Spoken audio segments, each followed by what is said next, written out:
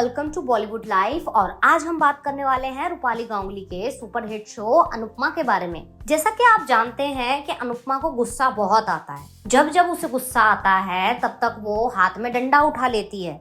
बीते 5 सालों में अनुपमा बहुत सारे लोगों की डंडे से कुटाई कर चुकी है। अभी ज्यादा समय नहीं हुआ है जब अनुपमा ने अपने बेटे तोशु और गौतम की डंडे से खातिरदारी की थी। अनुपमा से मार खाते ही तोशु और गौतम दोनों की ही अकल ठिकाने आ गई थी। हाल ये हो गया था कि अनुपमा से पिटाई खाने के बाद इन दोनों ने ही सच उगलना शुरू कर दिया था। अनुपमा की कहानी में अभी एक किरदार और ऐसा है जो जल्द ही अनुपमा की राह पर चलने वाला है।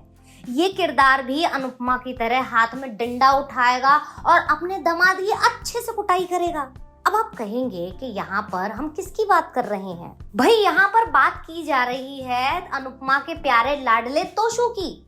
जी हाँ, तोशु ये वही लड़का है जो अक्सर अनुपमा से मार खाता रहता है। अब तोशु कुछ और जिंदगी में अच्छा करने वाला है। इस बार तोशु खुद डंडा उठाएगा और किसी की पिटाई करेगा। तोशु से मार खाने वाला शख्स कोई और नहीं बल्कि राजा होगा। अब आप कहेंगे कि भला तोशु अपने ही दामाद को क्यों पीटेगा? अब तोशु के दामाद की हरकतें ही कुछ ऐसी हैं जिसकी वजह से उसे मार खानी पड़ जाएगी। हाल ही में आपने देखा था कि राजा और ईशानी दोनों अपने परिवार से कुछ छुपाने की कोशिश करते हैं। वहीं पाखी को शक हो जाता है कि ईशानी कुछ तो गड़बड़ कर रही है। इसके अलावा परी को भी जो है वो राजा से डर लगने लगता है। परी को लगता है कि कहीं ऐसा तो नहीं कि राजा उसे धोखा दे रहा है। आने वाले समय में परी का ये डर सच साबित होने वाला है। जल्द ही परी को पता चलेगा कि राजा और ईशानी के बीच चक्कर चल रहा है। इस बात की भनक लगते ही परी का पारा हाई हो जाएगा। वो सबसे पहले ये बात जाकर अपने घर में बता देगी। जैसे ही परी राजा की पोल परिवार के सामने खोलेगी वैसे ही तोशु का भी दिमाग खराब हो जाएगा। गुस्से में तोशु डंडा उठाने वाला है। वो परिवार के सामने राजा की अच्छे से कुटाई करेगा।